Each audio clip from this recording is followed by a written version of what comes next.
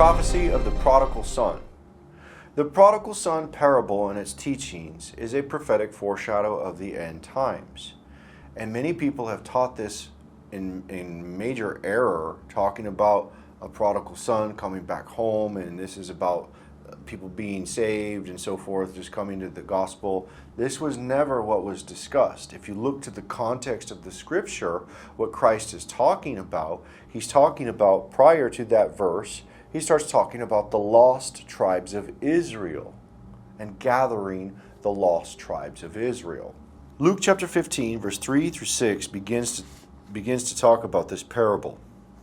It says, "And he spake this parable unto them, saying, What man of you, having 100 sheep, if he loses one of them, doth not leave the 99 in the wilderness, and go after that which is lost until he find it? And when he hath found it, he layeth it on his shoulders, rejoicing. And when he cometh home, he calleth together his friends and neighbors, saying unto them, Rejoice with me, for I have found my sheep which was lost." Mind you, during this time, this wasn't referencing Gentiles, what he's talking about. He's not talking about Gentiles coming to the knowledge of Christ at this point. He's talking about the lost tribes of Israel. Okay? Literally his lost sheep. The ones that haven't come home. You get this? The lost tribes of Israel that are abroad, that haven't come home. In the parables of Luke 15, there was no Gentiles in the covenant in this time of the teaching of Christ. And when we look to what Christ said about the woman when he went to Tyre and Sidon, he begins to talk again about the lost sheep. Matthew chapter 15, verse 21 through 24. "Then Jesus went thence and departed into the coast of Tyre and Sidon. And behold, a woman of Canaan came out of the same coasts, and cried unto him, saying, Have mercy on me, O Lord, thou son of David. My daughter is grievously vexed with a devil. But he answered her not a word. And his disciples came and besought him, saying, Send her away, for she crieth after us.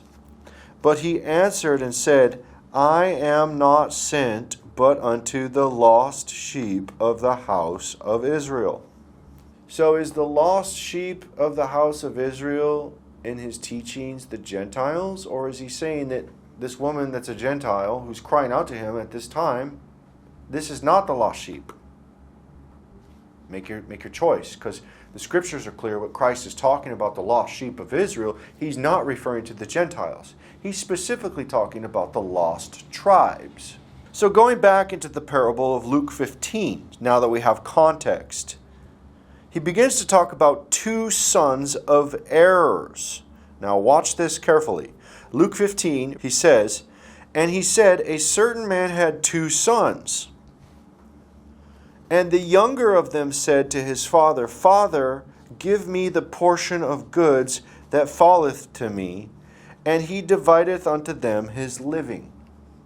So the father has 2 sons, the north kingdom and Judah.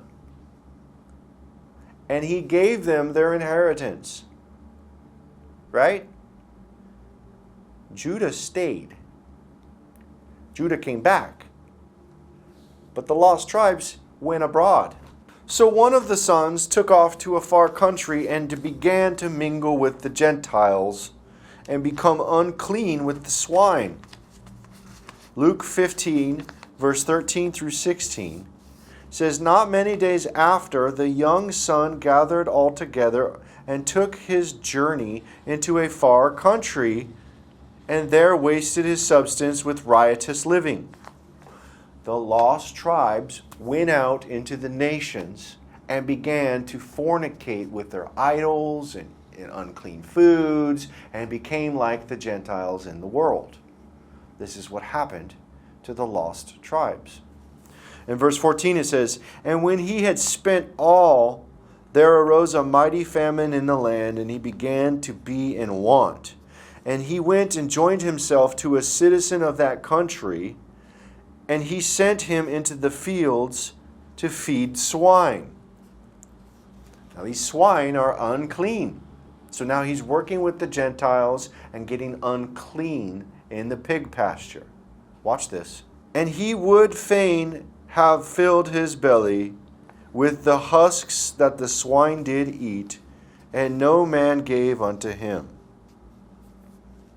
This is the story of the lost tribes living among the Gentiles, mixing themselves among the Gentiles, becoming unclean, living amongst the swine. So the son, realizing his sin while gone out into the nations, came back to the Father.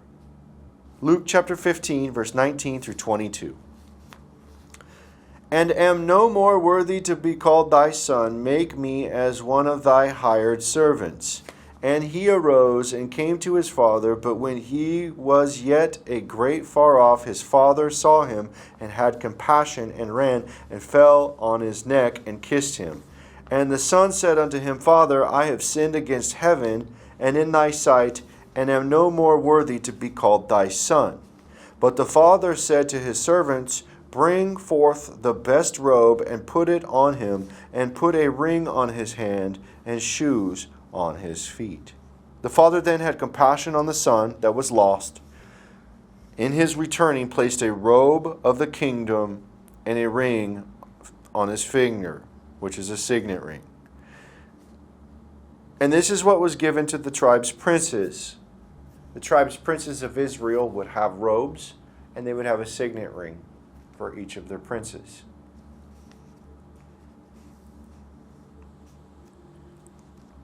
Then the father says to the son that he was lost, but now he is found. Luke chapter 15, verse 23 and 24. And bring hither the fatted calf, and kill it, and let us eat and be merry. For my son was dead, and is alive. He was lost, and is found. And they began to be merry. Now, mind you, Christ is telling parables to Jews, to Israelites. So who are the Israelites going? Who's lost? The lost sheep of Israel. The ones who are gone. They haven't come back home. The tribes hadn't gathered back. Only some. And what does the father say to the other son who was upset that his brother was dead and came back and now is alive? Luke chapter 15, verse 31 through 32. And he said unto him, Son, thou art ever with me, and all that I have is thine. It was meet that we should make merry and be glad, for this thy brother was dead, and is alive again, and was lost, and is found. This parable is not about the gospel being preached to Gentiles. This is a prophetic prophecy about the second coming and the return and gathering of the lost tribes. That they come back home, and the Father brings them home lovingly and accepts them back because they were dead to him. They were lost. They were out in the world in the far countries. And when they come back home and gather, the Father will embrace the two sons together. The ones who had always remained and the ones that went away. This is the prophecy of the 144,000 coming back home to the Father. Revelation chapter 7, verse 4. And I heard the number of them which were sealed, and there were sealed 144,000 of all the tribes of Israel. And this is the prophecy of the gathering of Jacob back to Israel.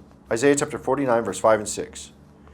Now saith the Lord that formed me from the womb to be his servant, to bring Jacob again to him. Though Israel be not gathered, yet shall I be glorious in the eyes of the Lord, and my God shall be my strength. And he said, It is a light thing that thou shouldest be my servant to raise up the tribes of Jacob and to restore the preserved of Israel. I will also give thee for a light to the Gentiles, that thou mayest be my salvation unto the end of the earth. And this is written to the restoration of the people of God in the end times. That prophecy of that one to come to bring the likeness of Moses, to bring the people back to the Father, to bring them back to the law, to bring them back to looking at their lineages that they may come home. And the time is soon to come that we reveal the lost tribes of Israel. Malachi chapter 4, verse 4 through 6. Remember ye the law of Moses my servant, which I commanded unto him in Horeb for all Israel, with the statutes and judgments. It begins to say, remember my servant Moses and the law and the commandments at Horeb. Horeb. What is Horeb? Guess. It's a place where things of the law were delegated to the people by a prophet. Verse 5, Behold, I send you Elijah the prophet before the coming of the great and dreadful day of the Lord. And he shall turn the heart of the fathers to the children, and the heart of the children to the fathers, lest I come and smite the earth with a curse. The prodigal son, turning the heart of the prodigal son back to the father. The son that's went out into a far-off country and mingled himself with riotous living and got himself defiled in the nations. Turning the hearts of the son, the children, to the fathers, and turning the heart of the father back to his sons. This is the prophecy of the end. Malachi chapter 4, verse 6. And he shall turn the heart of the fathers to the children, and the heart of the children to their fathers, lest I come and smite the earth with a curse. We see here that the father's concern for the child's future is put into the heart of the father, and the heart of the children to remember their lineage from their father is put into the children, and the regathering of the people it shall be the restoration of the preserved Israel. The heart of the prodigal son is turned to the father, and the heart of the father is turned to the prodigal son to bring them back under one fold in the end times. And this is that which is promised. Elias will come and restore all things.